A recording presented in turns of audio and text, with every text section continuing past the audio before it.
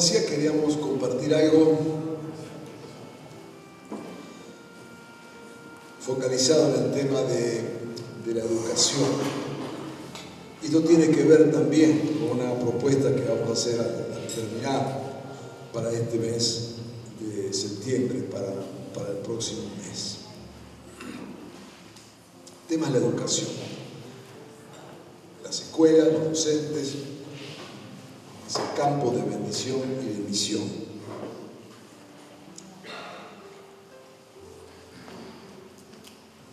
Primero, ponernos un poco en perspectiva histórica, nuestra propia tradición. Si queremos tomar un punto de partida, sería nuestra propia tradición judía y cristiana. Venimos de una tradición que desde los primeros tiempos ha dado prioridad a la educación. De hecho, cuando Dios revela su voluntad en aquellos famosos 10 mandamientos, Él lo hace por escrito, lo deja impreso. Y luego vendrán las enseñanzas diciendo que debíamos enseñar eso y lo que Dios revelaba a nuestros hijos y de generación en generación. E interesantemente vemos en ese pueblo de Dios una prioridad en esto de formar vidas, de transmitir conocimiento y de transmitir la voluntad de Dios.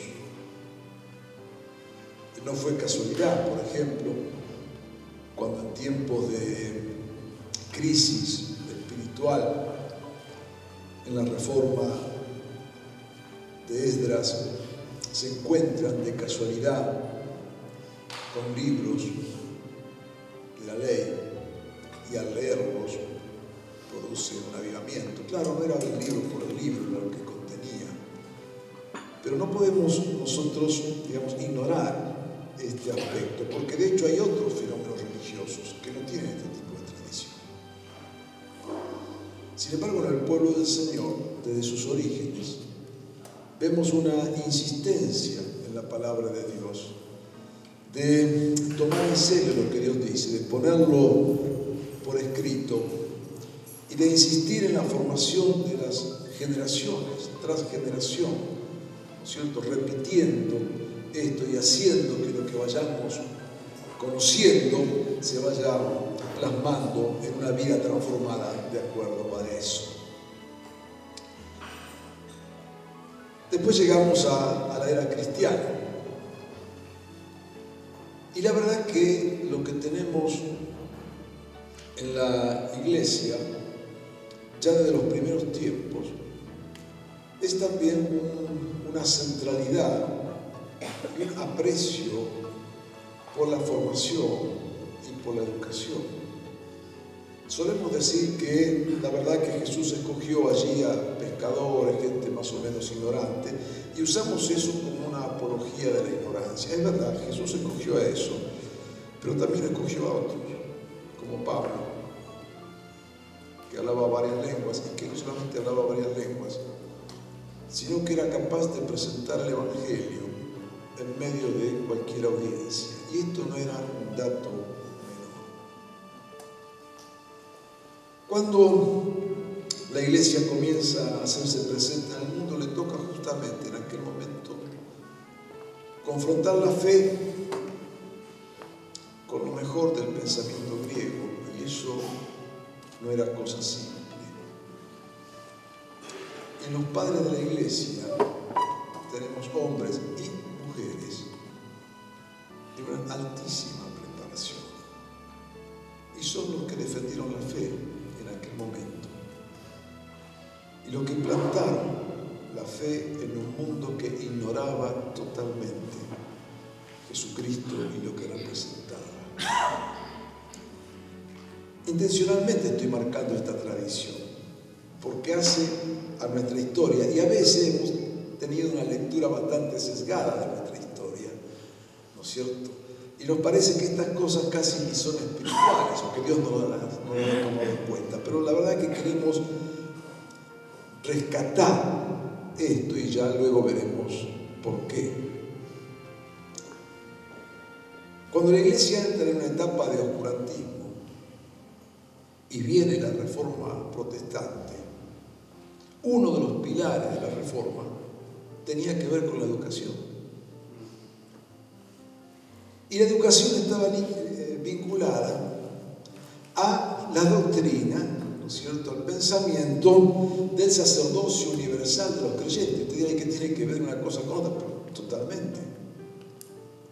Porque entonces el conocimiento no quedaba en manos de unos pocos, sino que cualquiera tenía libertad de acceder, ¿cierto?, al conocimiento, al saber, no solo de la palabra de Dios. Por eso la Reforma Protestante, de la cual venimos, fue extremadamente peligrosa. Y por eso los pensamientos de los reformadores, que lo que se impulsaban era el libre acceso al conocimiento, de eso se trataba, el pensamiento de los reformadores era considerado peligroso. De ahí es que aún en nuestras tierras esa idea de lo evangélico y lo protestante como peligroso para la nación, que seguimos arrastrando hasta el día de hoy, cuya justificación se mantiene en la actual ley de culto, que inclusive el actual gobierno se niega a modificar, las iglesias evangélicas siempre han sido peligrosas, porque siempre estuvieron identificadas con aquello de traer luz donde hay oscuridad y traer conocimiento donde hay ignorancia. La reacción a eso fue, como sabemos en su momento, inclusive la prohibición de leer las Sagradas Escrituras, ¿no es cierto?, que se generó dentro de la Iglesia Católica como un espacio para mantener a la gente en la ignorancia y desde ahí la manipulación. Pero en nuestra propia tradición lo que está era un pensamiento absolutamente diferente.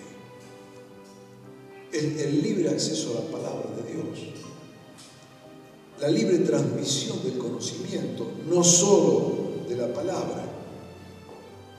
De ahí entonces que es gracias a la Reforma Protestante, gracias a esa tradición, que se da un nuevo impulso a lo que es la educación, y en especial la educación pública, y estamos hablando ya a un nivel que no era meramente el nivel de la Iglesia.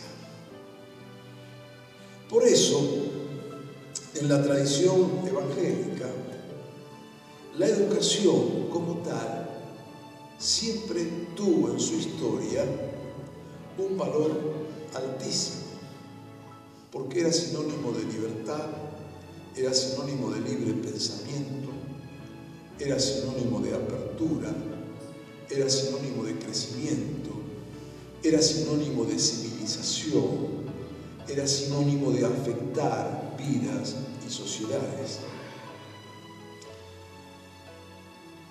Todos sabemos que siglos atrás, inclusive hasta el último siglo, uno de los avances, una de las puntas de lanza en la tarea misionera era justamente la educación. De hecho, conocemos aquí en nuestro país, y no vamos a entrar en detalle, ¿no es cierto?, que el primer testimonio ya más estable, ¿no es cierto?, de la presencia del Evangelio, no el primero que llegó, sino ya más estable, tuvo que ver con Deacon Thompson, aquel famoso maestro, ¿no es cierto?, que llega en 1818 y que viene con la misión de educar, y es puesto por el Cabildo como director de escuelas. Esa es nuestra tradición. El aporte que el Evangelio ha hecho a este país tiene que ver con eso. ¿Y será que después San Martín lo lleva para que haga lo mismo en Perú? Era un protestante, evangélico.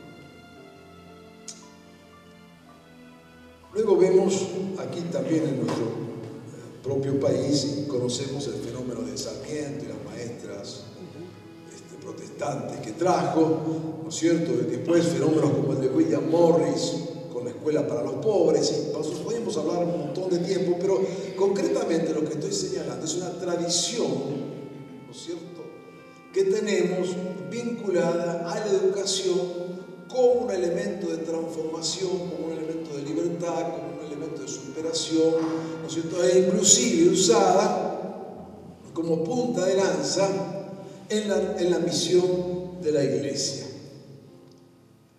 Ahora bien, ¿qué es lo que ha pasado?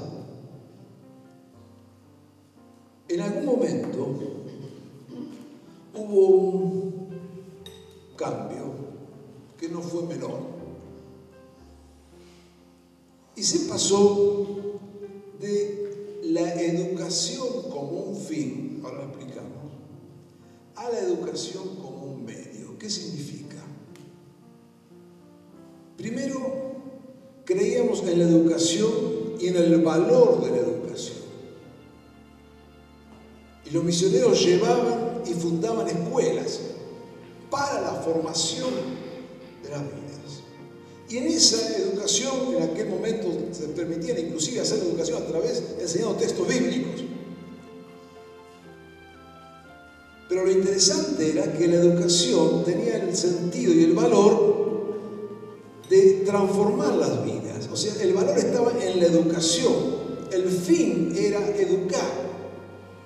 Porque se creía, ¿no es cierto?, y con justísima razón, que pueblos educados serían pueblos libres. Y eso no solamente se dio en América Latina, eso fue un aporte del cristianismo a nivel mundial. Pero en algún momento hicimos el cambio. Y entonces la educación, en vez de ser el fin, se transformó en el medio. Entonces, ¿qué es el medio de educación? Vamos a abrir escuelas porque queremos evangelizar a la gente. Vamos a poner una escuela porque es una forma donde viene más gente a la iglesia. Vamos a poner una escuela porque es una forma que podemos alcanzar familias para la iglesia. Ahora, todo eso es verdad, no está mal.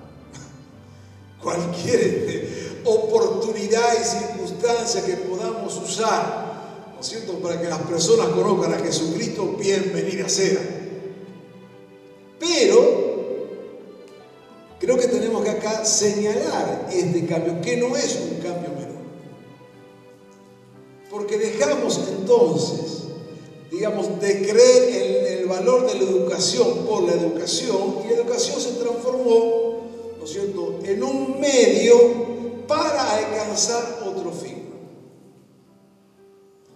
De ahí entonces que empezamos a vaciar de presencia el fenómeno de la educación. De ahí entonces es que empezamos a descuidar el contenido de la educación y empezamos a restarle el valor que como educación tiene. Esto se ha agravado en el último tiempo por varias razones, pero solamente mencionamos algunas. Una se ha agravado porque en nuestros contextos la educación como tal también se ha desvalorizado. Culturalmente, ¿no es cierto?, solamente con ver lo que pasa en nuestras escuelas, con ver la cantidad de gente, de chicos que abandonan, que los jóvenes no van al colegio, bueno, con todo lo que ya sabemos, no traje aquí ni datos, ¿no?, porque todos lo manejamos, hay una desvalorización de la educación. Dentro de la iglesia, después de iniciar ese proceso donde la educación deja de ser el objetivo y se transforma en un instrumento solamente, a eso tenemos que sumarle los últimos años que hemos experimentado el mover de Dios de distintas maneras, muchos han ligado, unido ese mover de Dios con un desprecio por la educación. Y esto hay que decir. Y lo es responsable de fulano mengano. Pero lo escuchamos permanentemente en los púlpitos. O sea, pensar que cualquier intento de saber y conocer en última instancia va a afectar un mover espiritual. Entonces hemos hecho apología de la ignorancia.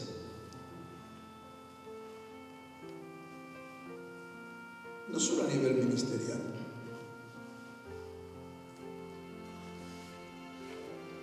Y esta apología de la ignorancia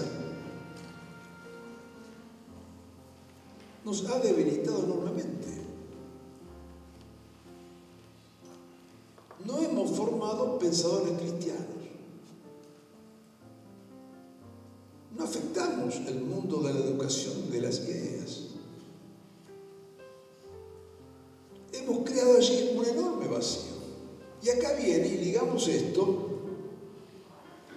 a nuestro propósito permanente de afectar la sociedad. Y la pregunta es, ¿cómo se afecta una sociedad? Y ya verá que se afecta de distintas maneras. Pero todas esas maneras incluyen trabajo, esfuerzo, por supuesto, ayuno y oración. Pero déjenme ser honesto, no es solo con ayuno y oración. Y yo quiero compartir mi posición personal, no involucro consejos de pastores, no involucro a nadie. Pero yo creo que tenemos que bajar de lo mágico y ponernos a laburar en serio.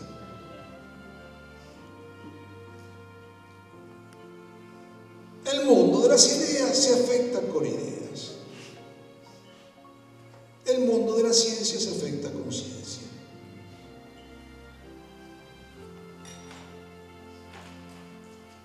¿Nos sirve orar y ayunar? Claro que sí, porque nosotros creemos en la dimensión espiritual. ¿Cómo no vamos a creer eso?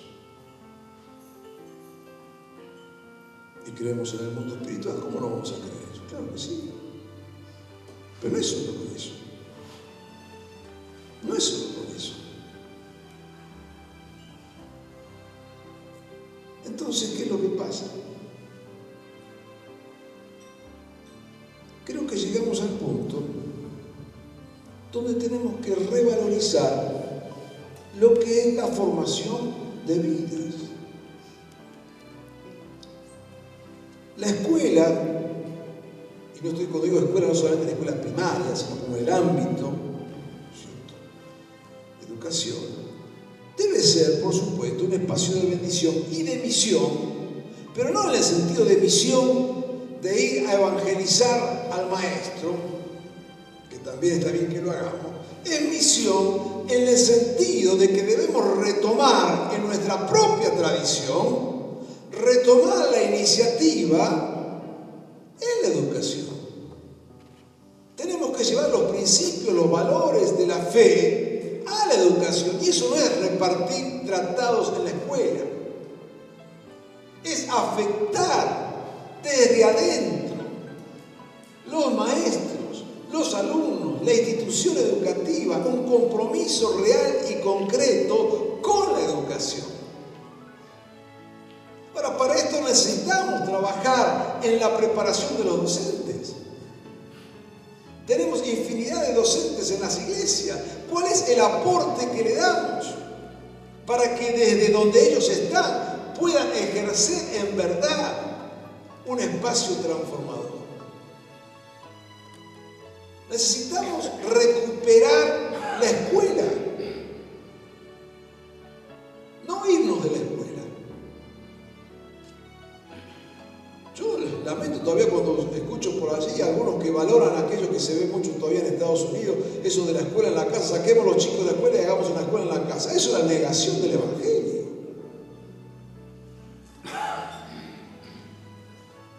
La escuela en casa es el anti-evangelio. Y lo digo y lo están filmando. La escuela en la casa es el anti-evangelio. Porque no es preservando la levadura, es leudando la masa. No es agarrar la levadura y guardarla en la heladera.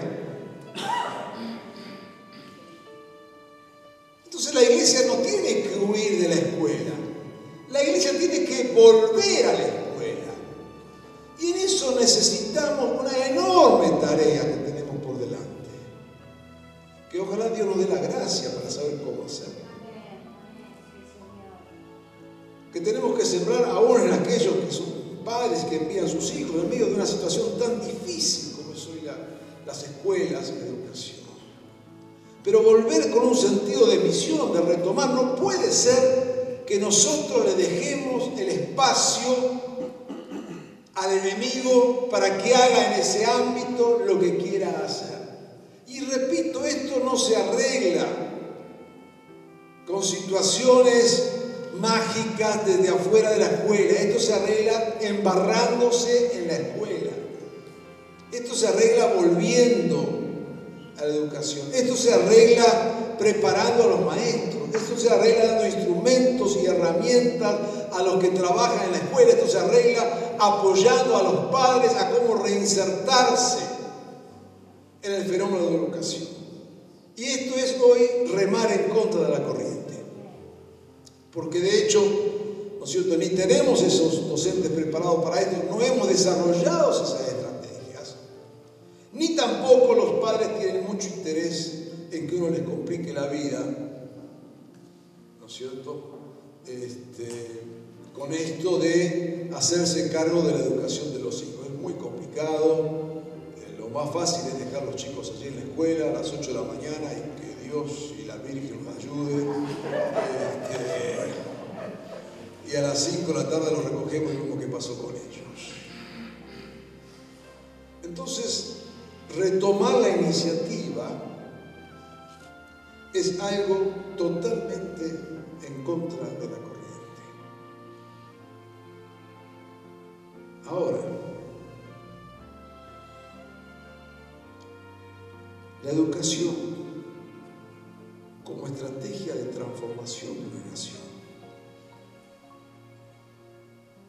Entrar al mundo de las ideas otra vez, hermanos. Cuando en este país y en América Latina, cuando en este país la iglesia en verdad afectó a la sociedad, era cuando la iglesia éramos 4 pelagatos, absolutamente desconocidos. Pero en esos 4 pelagatos había 2 gatos que tenían 2 neuronas que le funcionaban al mismo tiempo, con cuyos pensamientos afectaron a la sociedad. Grandes pensadores evangélicos, grandes periodistas, grandes politólogos. Y no es este momento para hablar de cada uno de ellos. Y eran fuentes de consulta. Fuentes de consulta. Hoy, que somos infinitamente más numerosos, nadie nos consulta. Y no es que no nos consultan, saquémonos el complejo, no es que no nos consultan porque nos ignoran porque no tenemos nada que decir. Porque no somos fuentes de referencia. Porque no estamos trabajando en verdad con el mundo de las ideas. Y yo estoy hablando de esto porque este es el tema de esta mañana, no crean que soy monotemático, este es el tema de esta mañana. No estamos trabajando con el mundo de las ideas. Entonces no afectamos en el mundo de las ideas. Le hemos dejado ese campo totalmente librado al enemigo. Entonces acá esto se va transformando en una agenda de misión para nosotros. ¿Qué vamos a hacer? Después lo podemos discutir en las mesas. ¿Qué vamos a hacer si queremos en verdad afectar concretamente en una tarea de misión el espacio de la educación? ¿Cómo vamos a trabajar con los docentes? ¿Cómo vamos a trabajar con la iglesia? ¿Cómo vamos a formar gente que piensa en la iglesia? Cuando muchas veces nuestro modelo es el que piensa pierde. Que la gente capaz de tener una presencia, de decir algo. Entonces, al no tenerlo, vamos reaccionando y operamos bajo presión y bajo reacción. Entonces acá tenemos un gran desafío, amados hermanos, un gran desafío que tenemos como iglesia. Y yo comencé intencionalmente con nuestra historia, porque tiene que ver justamente, ¿no es cierto?, con nuestra propia tradición que encontramos en la palabra de Dios, en la iglesia primitiva, en nuestra propia tradición protestante, que lo hemos perdido, que nos hemos apartado de eso, que nos hemos olvidado por las circunstancias que sean, pero que quizás Dios en este tiempo nos está llamando y nos está desafiando nuevamente a que tomemos este toro por las astas y decidamos en verdad influenciar en la escuela y hacer de la escuela el campo entonces de misión, un campo de bendición y un campo de extender el reino. Para esto tenemos que trabajar, para esto tenemos que crear las condiciones, para esto tenemos que esforzarnos, para esto tendríamos que trabajar con los maestros que tenemos en nuestras congregaciones y no sé, quizás desarrollar alguna especie de conexión con ellos desde una perspectiva de misión. Yo digo una cosa, cuando las escuelas evangélicas se juntan, ¿de qué hablan? ¿De cuánto sostén reciben del gobierno? ¿Te pagaron, te entró la cuota, no te entró la cuota? ¿Cuánto tenés de matrícula, cuánto no tenés de matrícula? No sé. Creo que sería muy interesante reunirse a pensar cómo formamos maestros que afecten al sistema de educación y hacer cosas concretas para eso. ¿Cómo transformamos desde adentro la formación de vida? De eso se trata. Ahora, de eso se trata si volvemos a recuperar la educación como un fin y no como un medio. Y no es una cosa menor. Así que este es el desafío que tenemos. Revalorizar la escuela, la educación e intervenir intencionalmente en esto. ¿Cómo hacerlo? Esa es la pregunta para ustedes. Y vamos a dar unos minutos. Déjenme ir a un texto solamente para que nos quede allí dando vuelta. Es un texto de Apocalipsis.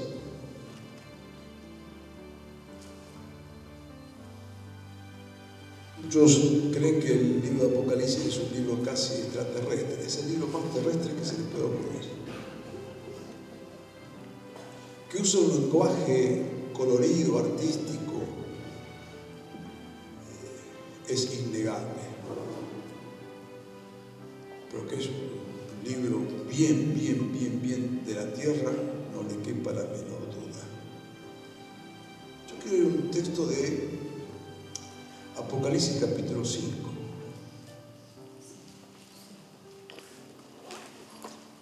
Usted debe recordar que Apocalipsis, la revelación que fue dada a Juan,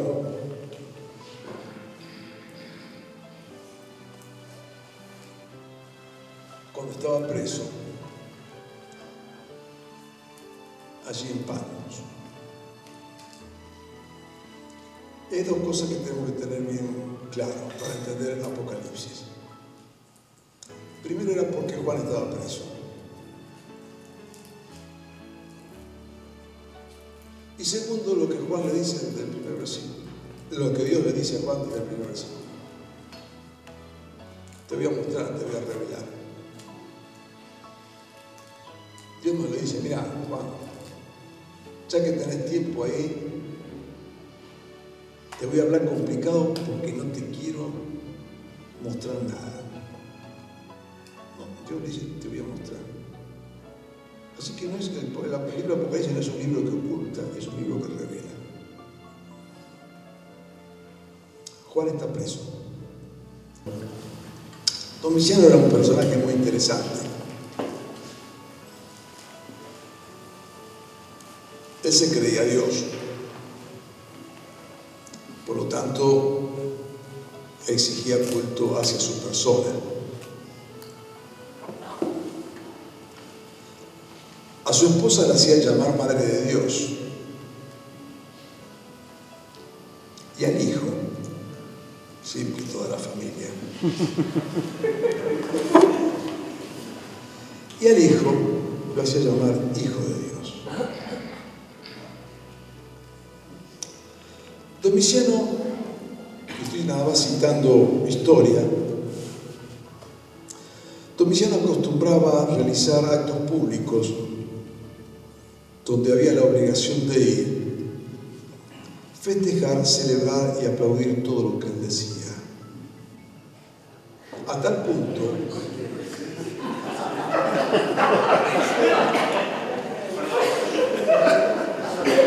estoy dando nombres, se llama Domiciano, agarran la enciclopedia y nada más hoy con Google es fácil meterse.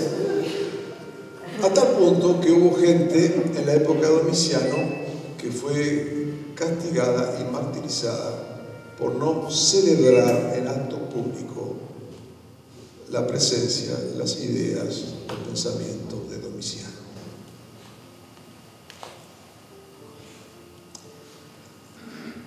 Así que este personaje omnipresente, con una familia omnipresente, y que obligaba a poner su nombre en cuanto monumento se levantaba. Este era el contexto donde Juan desarrollaba su ministerio. En ese contexto, cuando Dios se quiere revelarle a Juan y comienza hablándole de algunas iglesias, en una de ellas le dice, ustedes que tienen el trono de Satanás. Y el trono de Satanás era nada más una de las sedes del imperio. No estaba hablando de ninguna otra cosa que eso. Así que era una época donde todo tenía que responder a Domiciano y su familia, donde todos tenían que celebrar lo que Domiciano hacía, y donde, por supuesto, era una presencia, como decíamos, omnipresente. Juan, que se ve que eso no le agradaba mucho, algo habrá hecho que lo ponen preso. Estando preso Juan, Dios bien dice, te voy a contar algo, Juan. Y le empieza a contar. En el capítulo 4, Dios empieza a mostrarle. Y allí en el capítulo 5 le muestra una imagen. Primero le mostró a alguien sentado en el trono. Y lo primero que Dios le está diciendo a Juan, Juan, todo esto es verdad. Es verdad lo de Domiciano, es verdad lo de la esposa, es verdad lo del hijo, es verdad lo que aplauden, todo eso es verdad. Pero te voy a decir una cosa, Juan. Dios todavía está en el trono. Gloria a Dios. Y te voy a decir otra cosa. El que está en el trono tiene un rollo en la mano y que nadie lo abre. Y después entendemos, menos mal que nadie lo abría. Porque si Dios, que es el Dios de la historia, abría ese rollo, no quedaba nadie en pie.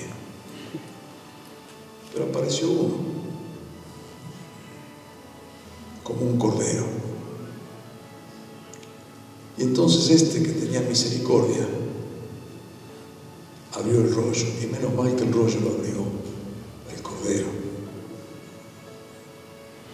Y le dice allí en el capítulo 5,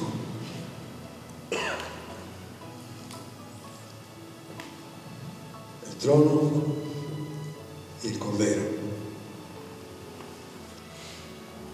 Este cordero convocó gente de todo pueblo y nación, la iglesia.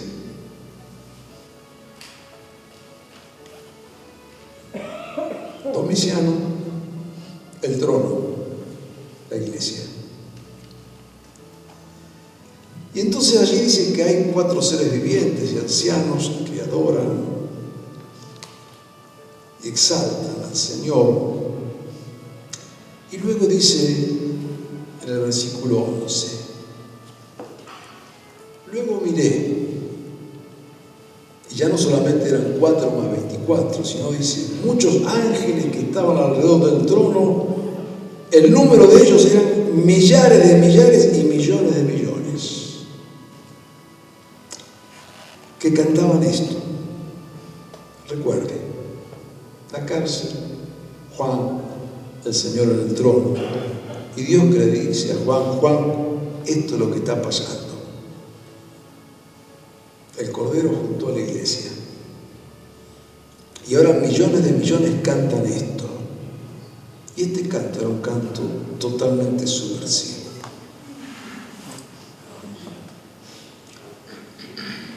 Digno es el Cordero que ha sido sacrificado de recibir el poder. No, pero para, el poder era de Domiciano. No es de Domiciano.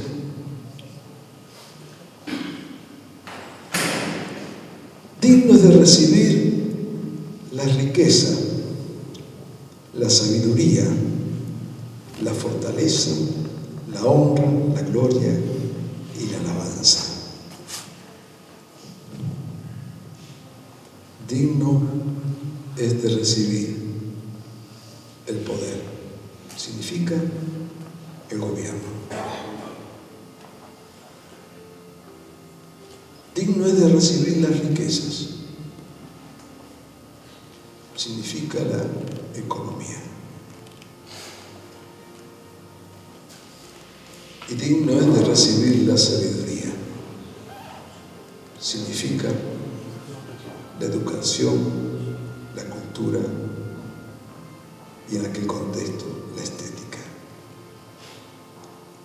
Lo que Dios le dice a Juan, Juan, no importa que todo lo que Domiciano domina y controla te tenga aquí preso. El Señor sigue estando en el trono. Y el gobierno, la economía y la educación le pertenecen a Él. Quizás esta palabra siga teniendo sentido para nosotros.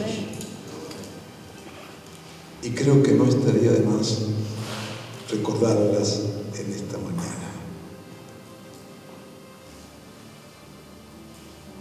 El Señor sigue estando en el trono. Aleluya.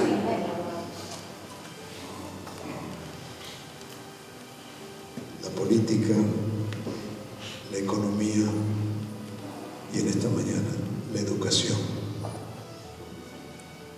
le siguen perteneciendo al Cordero, el que según el mismo texto formó la iglesia, convocando pueblos de toda lengua y nación. Y aquí está la iglesia. Qué bueno sería si el Señor nos diera algunas ideas de cómo apropiarnos de esta verdad y hacer que nuestro tiempo de educación se rinda a los pies del Cordero. Oremos. Señor, en esta mañana queremos reconocer tu señorío una vez más.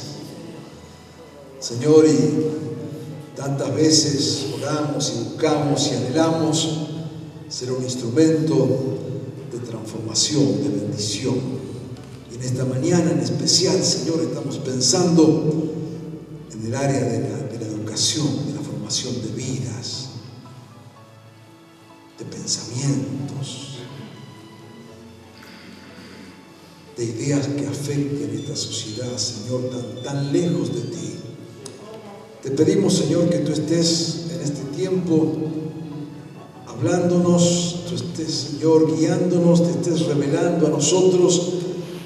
Señor, y en esta mañana decimos amén, como aquellos millones de millones dijeron amén a aquella revelación. Es verdad, Señor, al Cordero le pertenece todo gobierno, toda economía y toda sabiduría, Señor. Y queremos como iglesia tuya ser fiel, Señor, a esa verdad. Y te pedimos, Jesucristo, que tú puedas estar aún en esta misma mañana hablándonos y desafiándonos. Señor, queremos como iglesia en esta ciudad de Buenos Aires y como iglesia en este tiempo tomar posesión, Señor, de esta área tan importante en la transformación de una nación. Señor, que tu reino, que tu evangelio, que el poder de tu evangelio se haga presente y manifiesto, Señor, en este sistema de educación, en la formación de vida, Señor, en la transformación de las mentes y los corazones.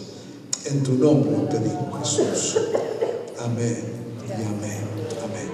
Dios de paz.